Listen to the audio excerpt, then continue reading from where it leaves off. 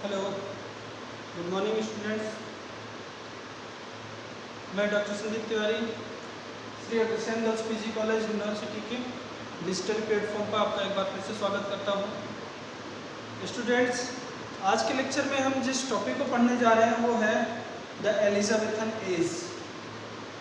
But before that I want to tell you something that कि आपके syllabus का जो फर्स्ट पेपर है पोइट्री एंड ड्रामा वाला, उस सिलेबस में जब मैंने आपको सिलेबस वाला वीडियो दिया था या जिस लेक्चर में सिलेबस के बारे में डिस्कस किया था, वहाँ मैंने आपको इसके बारे में बताया था कि आपके फर्स्ट पेपर के 5th यूनिट में दो टॉपिक हैं। एक है लिटरेरी टर्म्स और दूसरा है लिटरेरी पीरियड्स, मतलब लिटरेरी एजेस। तो वहाँ मैंने आपको बताया था लिटरेरी एजेस में आपके 3 टॉपिक्स हमें पढ़ने हैं। पहला है एलिजाबेथन एज, दूसरा है मेटाफिजिकल पोइट्री और तीसरा न्यू क्लासिकल एज।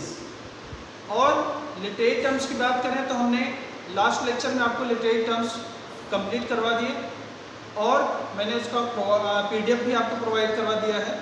तो आप उसको अपने नोटबुक में नोट डाउन कीजिए और उसको लर्न करना स्टार्ट कीजिए। और आज से हम लिटरेरी एजेस को पढ़ने जा रहे हैं, जिसमें फर्स्ट ऑफ ऑल हम किसके बारे में डिस्कस करेंगे? The Elizabethan as. बच्चों, द एलिजाबेथन एज की बात करें, एलिजाबेथन एज तो ये स्टार्ट होता है 1558 टू 1603 तक ही चलता है।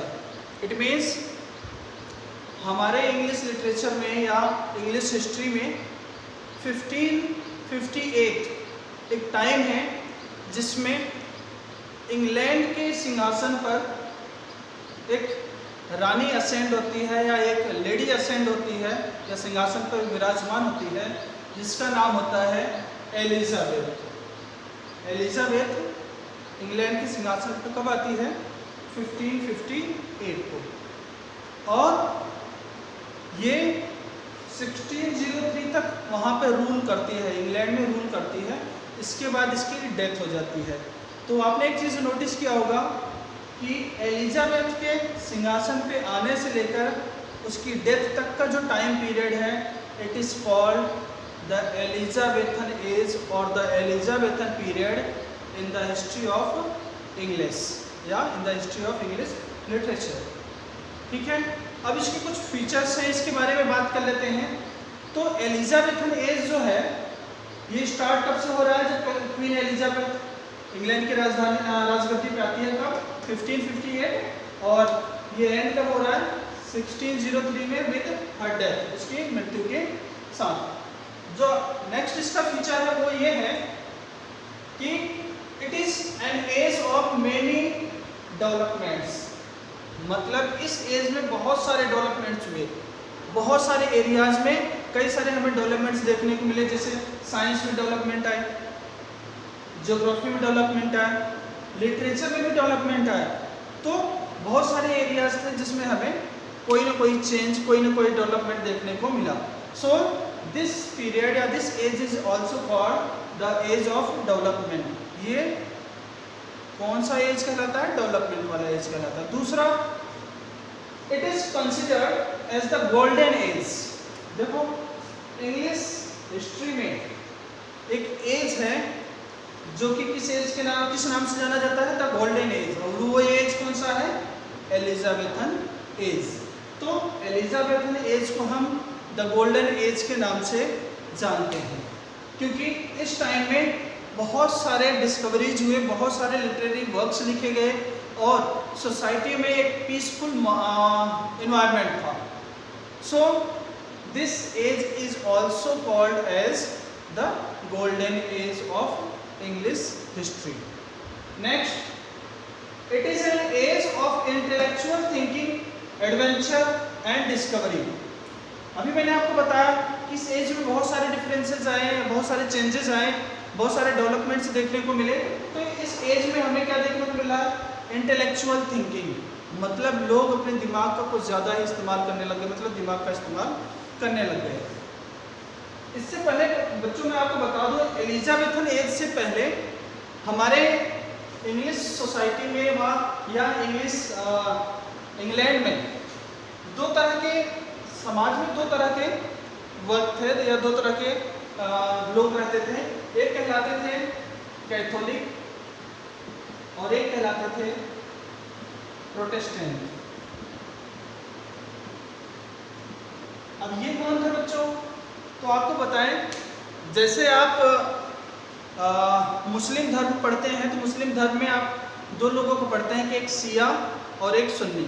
जैसे आप जैन धर्म पढ़ते हो तो उसमें आप पढ़ते हैं दिगंबर और श्वेतांबर। ये जो पढ़ते हैं एक ही धर्म के दो पार्ट हैं। इसी तरह से क्रिश्चियन में या ईसाइयों में जो समाज था वो दो पार्ट्स में बटे हुए थे। कौन से में? एक था कैथोलिक और दूसरा था प्रोटेस्टेंट। तो इससे पहले के जो राजा होते थे वो किसी न किसी एक वर्ग को सपोर्ट करते थे, तो एक वर्ग दूसरे पर आक्रमण करता रहता था। जिसको सपोर्ट मिलता था वो अपने आप को सुपर दिखाने के लिए दूसरे पर क्या करता रहता था? एक्सप्लॉइटेशन उनका करता था, उनके ऊपर टॉर्चर करता था, उनको किसी भी बात को लेकर अटैक कर देता था। तो समाज में एक टर्बुलेंस था, मतलब एक डिस्टर्बेंस था, और इस डिस्टर्बेंस की वजह से वहाँ पे पीसफुल एनवायरनमेंट नहीं मिल पाया और लोग जो है अपने दिमाग का ज़्यादा यूज नहीं कर पाए, मतलब लिटरेचर की तरफ ध्यान नहीं दे पाए। कुछ अन्य जो डेवलपमेंट्स इस एज में देखने को मिलते हैं उधर ध्यान नहीं दे पाए।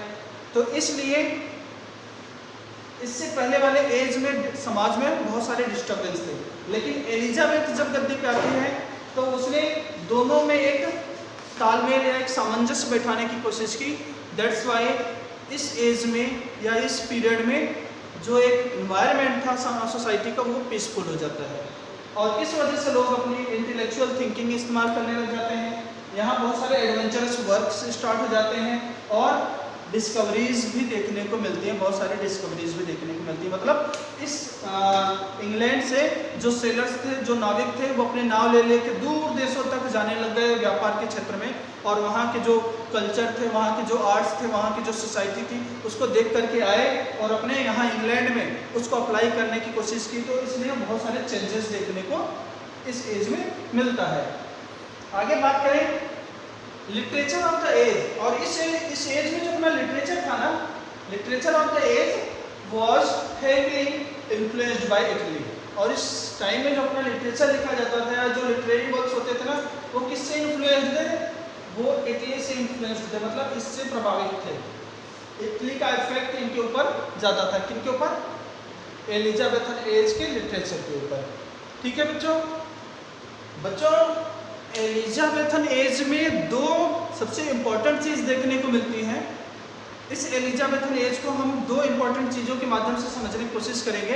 एक कहलाता है रेनेसा और दूसरा कहलाता है रिफॉर्मेशन। रेनेसा और रिफॉर्मेशन, तो बच्चों अगर हम इंटरनली देखें तो ये दोनों कहीं न कहीं एक दूसरे से कनेक्ट हैं। चलिए एक एक करके हम देखते हैं कि रेनेसा क्या है और रिफॉर्मेशन क्या है। तो बात करते हैं बच्चों रेनेसा।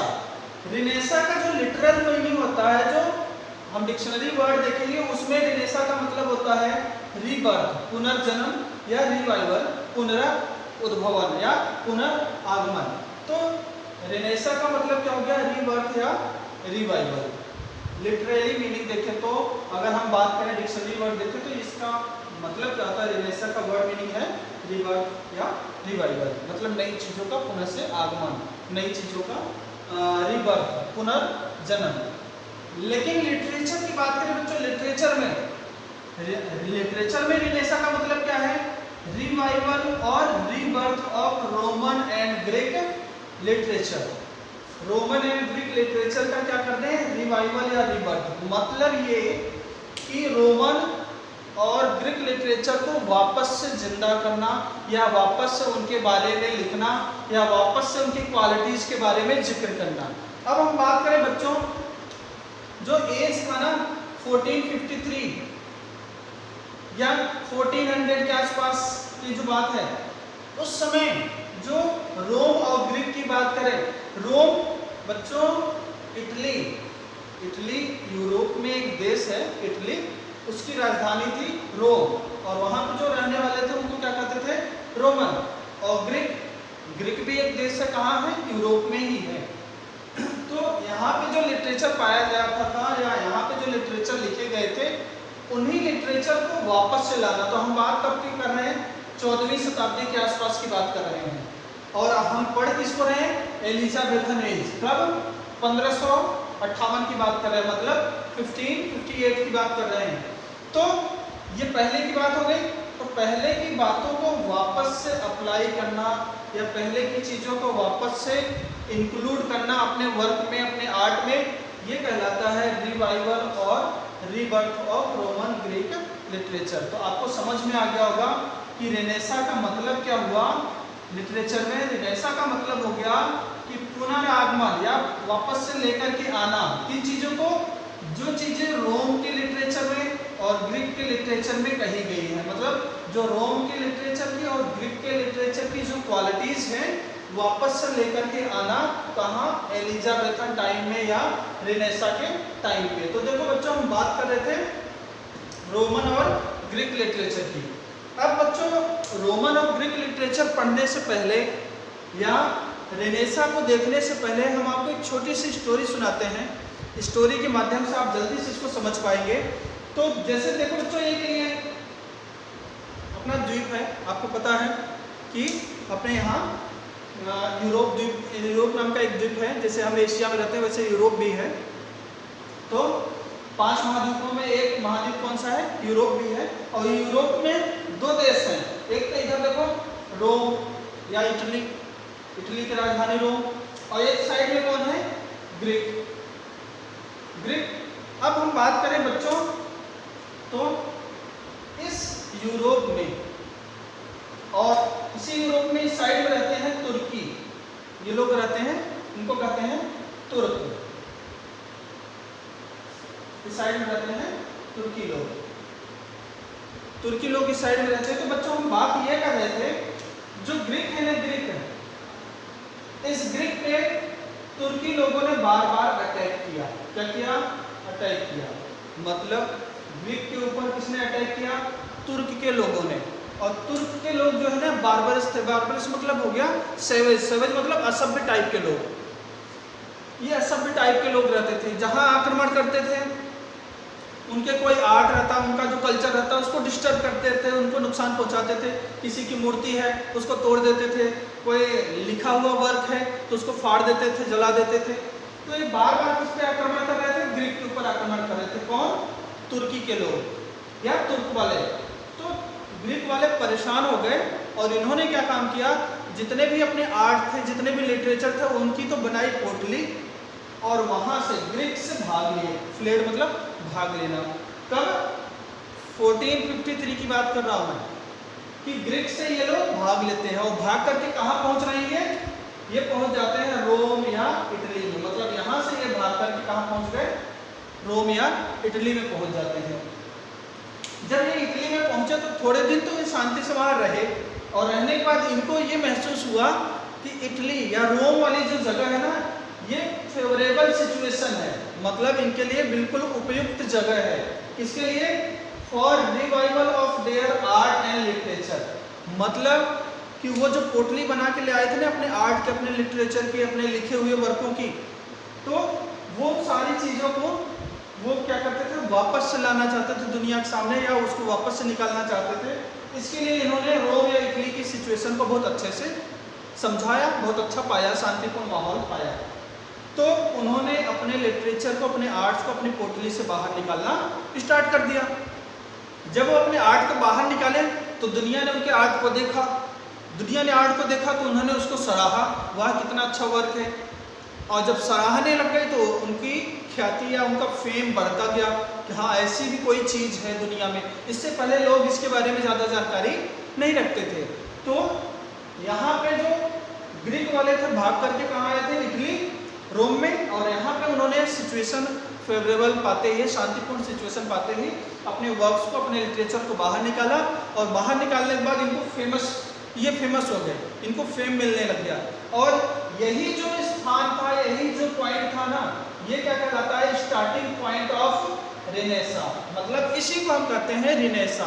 रेनेसा मतलब पुनर्जागरण या पुनरुद्भवन या पुनर्बर्थ या रिबर्थ। तो देखो जो लिटरेचर, जो आर्ट यहाँ से लेके भागे थे, कहाँ से, ग्रीक से लेके भागे थे, इटली में आए, वापस से उसको उन्होंने खोला, मतलब पुनर्दुनिया के सामने लेकर के आए, इसीलिए इसको कहते हैं रिनेसा, रिबर्थ या रिवाइवल। समझ में आ गया बच्चों? एक बार जल्दी से और देख लो कि रेनेसा क्या है। ये लिटरेचर और में रोमन और ग्रीक जो वर्क्स हैं, अभी मैं बात करता ना ग्रीक, इनके जो वर्क्स हैं उनका रिवाइवल या रिबर्थ करना, या उनको वापस से दुनिया के सामने ले आना। और जब ये कब आया दुनिया के सामने? 1453 की बात है, जब ग्रीक पे तुर्कों ने आक्रमण किया, तो ये यहाँ से भाग करके कहाँ पहुँच जाते हैं? रोम या इटली में। और यहाँ की माहौल को शांतिपूर्ण पाते हुए इन्होंने अपने आर्ट और लिटरेचर को दुनिया के सामने लाया, और दुनिया के सामने लाने की कला ही या दुनिया के सामने लाने के साथ ही इनको फेम मिला, ये फेमस हो गए।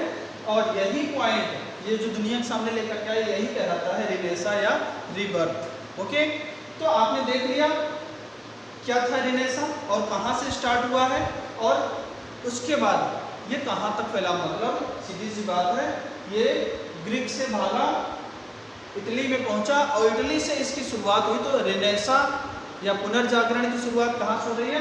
इटली से हो रही है, और पूरे विश्व में ये इटली से धीरे धीरे फैलती गई। ठीक है बच्चों, रेनेसा आपको समझ में आ गया होगा। अब एलिजाबेथन के दूसरे एक पॉइंट ऑफ व्यू की और बात करें, किसके बारे में? रिफॉर्मेशन। रिफॉर्मेशन की बात करो तो बच्चों, रिफॉर्म मतलब क्या होता है? सुधार। रिफॉर्मेशन मतलब सुधार करना। अब ये सुधार किस में की जा रही है? तो देखिए, तो रिफॉर्मेशन क्या है? एक मूवमेंट है, एक आंदोलन है, एक क्रांति है। किसमें? सुधार लाने के लिए। किसमें? चर्च में और अपने समाज में। अपने समाज में और चर्च में एक सुधार लाने का आंदोलन है रिफॉर्मेशन, इसी को कहते हैं रिफॉर्मेशन। अब बच्चों हम एक बात और करें कि रिफॉर्मेशन, तो बच्चे इससे पहले मैं आपको बता दूं, अभी मैं यूरोप की बात कर रहा था। यूरोप एक महाद्वीप है, तो वही यूरोप महाद्वीप यहाँ भी है। उसमें आपने देखा था, यहाँ पे तो आपके क्या था? ग्रीक था, यहाँ पे इटली है, और यहाँ पे जर्मनी है। तो रेनेसा कहाँ स्टार्ट हुआ था? ग्रीक में। और रिफॉर्मेशन कहाँ स्टार्ट हो रहा है? जर्मनी में। अब ये रिफॉर्मेशन की जरूरत क्यों पड़ी, क्यों स्टार्ट हुआ रिफॉर्मेशन? तो इससे पहले मैं आपको थोड़ी सी कहानी बता देता हूँ, ताकि आपको जल्दी से समझ में आ जाए। बच्चों, इस रिफॉर्मेशन से पहले क्या होता था? समाज में दो तरह के लोग रहते थे। एक साइड में होता था किंग, और एक साइड में होता था चर्च। ये दो संस्थाएं काम करती थी, एक तो राजा काम करता था, और दूसरी तरफ क्या काम करता था? चर्च काम करता था। ये दोनों पैरेलल चलते थे, मतलब समांतर राज्य शासन करते रहते थे। ठीक है, लेकिन अगर इन दोनों में देखा जाए तो सबसे ज्यादा पावर किसके पास होता था? चर्च के पास होता था। मतलब समाज में सबसे ज्यादा शक्तिशाली संस्था कौन सी थी? चर्च थी। चर्च आप सबको पता है, ईसाइयों का पूजा स्थल या ध्यान का स्थल, तो उसको कहते हैं चर्च। तो चर्च सबसे ज्यादा पावरफुल था। और चर्च का हेड कौन होता था? तो चर्च का हेड होता था पोप। जैसे आप बोलते ना पादरी, तो चर्च का हेड कौन होता था? पोप। तो बच्चों, कब की बात करें, मतलब रिनेसा के पहले, जब रिफॉर्मेशन आया उससे पहले की बात करें, तो चर्च में जो पोप होता था ना, वो धीरे धीरे क्या हो गया? करप्ट होने लग गया। करप्ट होने का मतलब ये हो गया कि चर्च में ही पोप के अंडर में कौन होते थे? प्रीस्ट होते थे। कौन होते थे? प्रीस्ट मतलब पुजारी। तो चर्च में दो प्रकार के लोग रहते थे, पोप और प्रीस्ट। तो चर्च में जो है ना, धीरे धीरे करप्शन आने लग गए, धीरे धीरे वहाँ पे गंदी चीजें होने लग गई। मतलब ये प्रीस्ट लोग, ये जो पोप लोग होते थे, ये तो कितने भी गलत काम करते थे और दुनिया को सीख देते थे कि गलत काम नहीं करना है।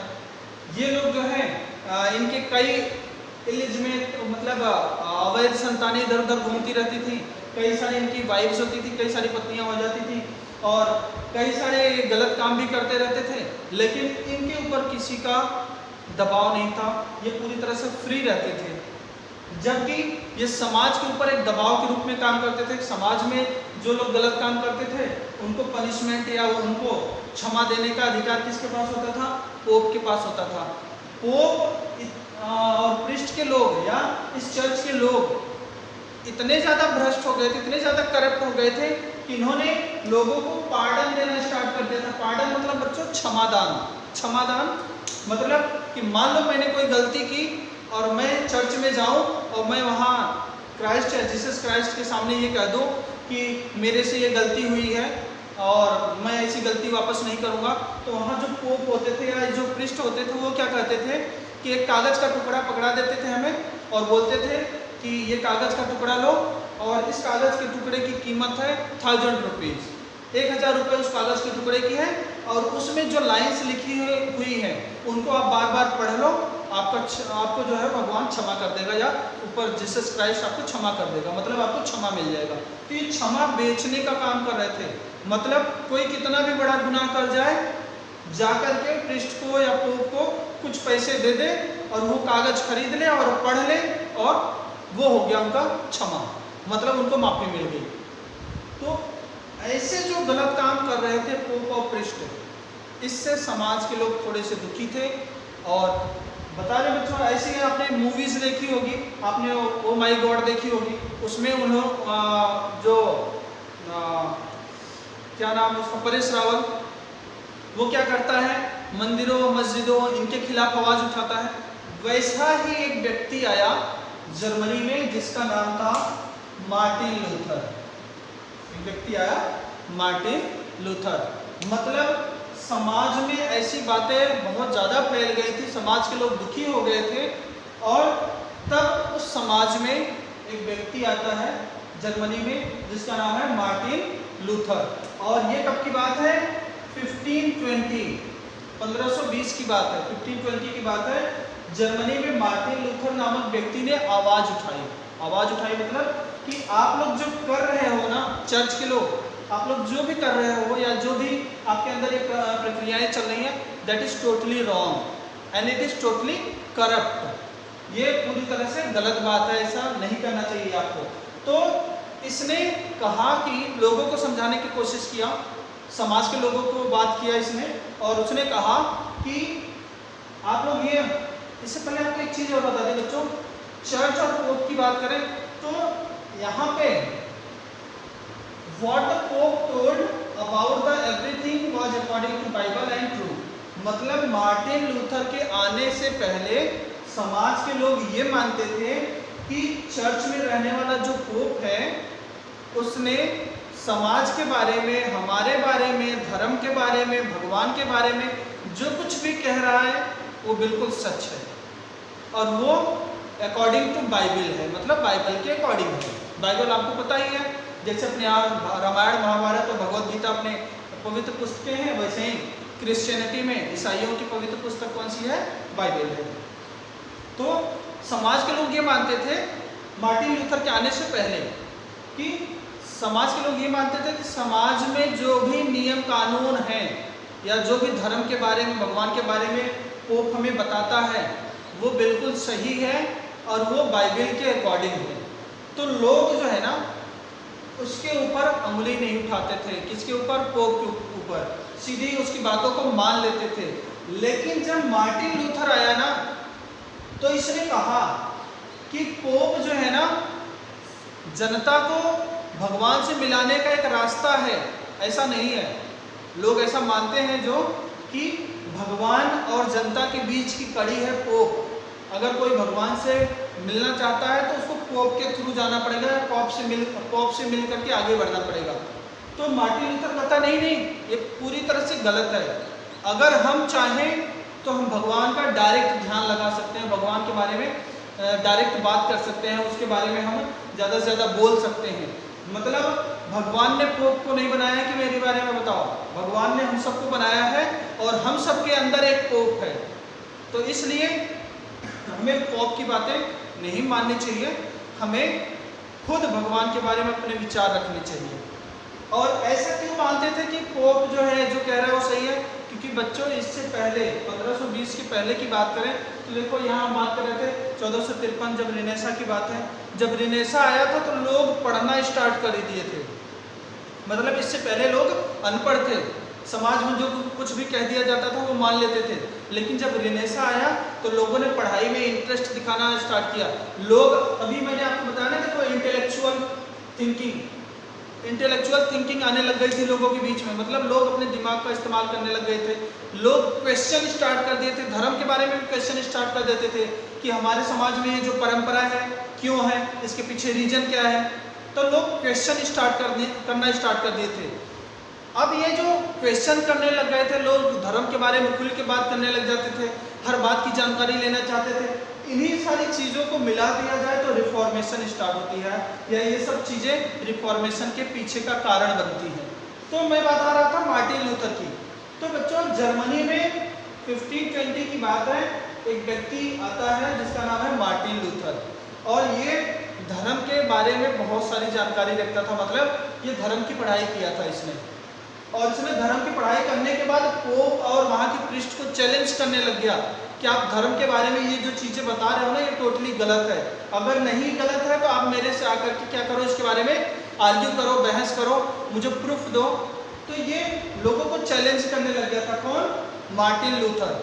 तो जब वो ऐसा करने लग गया ना, तो समाज के लोगों के कुछ लोगों का ध्यान इसकी तरफ जाने लग गया कि ये बात भी सही कर रहा है, जो मार्टिन लूथर कर रहा है ये भी बात सही है।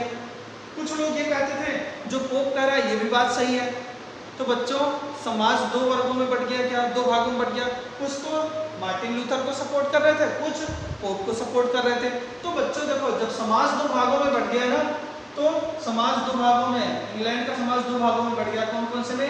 एक हो गया कैथोलिक और दूसरा हो गया प्रोटेस्टेंट। कौन सा हो गया दूसरा? प्रोटेस्टेंट। एक हो गया कैथोलिक, दूसरा हो गया प्रोटेस्टेंट। कैथोलिक कौन थे बच्चों? कैथोलिक वो लोग थे जो पोप की बातों को मानते थे, मतलब पुरानी विचारधारा को मानने वाले कौन थे? कैथोलिक। और जो नई विचारधारा को मानते थे, न्यू थॉट्स अपनाने लग गए थे, जो किसने दिया था? मार्टिन लूथर को। मार्टिन लूथर ने, उनको क्या करते थे हम? प्रोटेस्टेंट। समझ में आ गया? दो कैथोलिक और प्रोटेस्टेंट कौन थे? अभी मैंने यहाँ भी बात किया था आपको कि एलिजाबेथन एज से पहले कैथोलिक और प्रोटेस्टेंट दो भागों में समाज बटा हुआ था। तो मैं बता रहा हूँ कि जो लोग पोप के बातों को मानते थे, उसको सपोर्ट करते थे, वो तो कहलाए कैथोलिक। और जो धर्म में कुछ ना कुछ चेंज चाहते थे, नई चीज़ें देखना चाहते थे, या नए विचारों को मानते थे, या मार्टिन लूथर को सपोर्ट करते थे, वो कहलाए प्रोटेस्टेंट। तो बच्चों, ये दो ग्रुप बन गया। और प्रोटेस्टेंट क्या करते थे? ये किसके अगेंस्ट थे? ये चर्च के अगेंस्ट थे। चर्च के अगेंस्ट होने का मतलब पोप के अगेंस्ट थे। पोप जो बातें कह रहा है, पोप जो हमें सिखा रहा है, उसके अगेंस्ट थे। तो ये अपोज थे टीचिंग ऑफ चर्च। चर्च में जो हमें सिखाया जा रहा था उसके ये अपोज थे या उसके विरोध में थे। तो आपको ये चीज़ समझ में आ गया कि रिफॉर्मेशन क्या है। तो रिफॉर्मेशन एक आंदोलन था चर्च और समाज में बदलाव लाने के लिए। और ये आंदोलन किसके द्वारा लाया गया? मार्टिन लूथर के द्वारा लाया गया। कहाँ लाया गया था? जर्मनी में लाया गया था। कब लाया गया था? 1520 में लाया गया था। क्या कहा इसने? इसने कहा चर्च में जो पोप है और पोप के द्वारा जो बातें कही जा रही है, पोप हमें जो चीज़ें सिखा रहा है, वो पूरी तरह से सच नहीं है, क्योंकि बाइबल में कुछ और लिखा है और पोप हमें कुछ और बता रहा है। जब आप बाइबल पढ़ोगे तो आपकी आंखें खुल जाएंगी, चीज़ें अलग दिखेंगी। तो ये मार्टिन लूथर किसके अगेंस्ट हो गया? चर्च और पोप के अगेंस्ट हो गया। और इसने एक नई विचारधारा दिया, और इसके नई विचारधारा को मानने वाले लोग क्या कहलाए? प्रोटेस्टेंट। जबकि चर्च की विचारधारा को मानने वाले क्या कहलाए? कैथोलिक। तो आपको समझ में आ गया होगा रिफॉर्मेशन क्या है। बाद में बच्चों बता दें कि प्रोटेस्टेंट ही ज़्यादा पावरफुल रहा, कैथोलिक धीरे धीरे अपना पावर कम हो गया इसका। धीरे धीरे सबसे ज़्यादा संख्या किसकी बढ़ गई? प्रोटेस्टेंट की। तो आपने ये देख लिया कि रिफॉर्मेशन क्या है। और बच्चों, इसने मार्टिन लूथर ने एक बुक लिखी थी 95 थीसिस। 95 थीसिस करके एक बुक लिखी थी। किसने? मार्टिन लूथर ने, जिसमें उसने चर्च की खुली अवहेलना की, या चर्च के बारे में अगेंस्ट बोला, या चर्च के अगेंस्ट बोला, उसके बारे में बुरा भला बोला, पोप के बारे में बुरा भला बोला। किसमें? अपनी बुक 95 थीसिस में। तो बच्चों, आज आज आपको मैंने एलिजाबेथन एज के बारे में बताया कि एलिजाबेथन एज कब से कब स्टार्ट हुआ, इसको गोल्डन एज क्यों कहते हैं, और इसमें लिटरेचर के ऊपर क्या इम्पैक्ट था। फिर हमने बात किया एलिजाबेथन एज के 2 फैक्ट जो बहुत इंपॉर्टेंट है, एक है रेनेसा और एक है रिफॉर्मेशन। रेनेसा का मतलब मैंने आपको बता दिया, रीबर्थ या रिवाइवल, किसी चीज़ का वापस से आ जाना।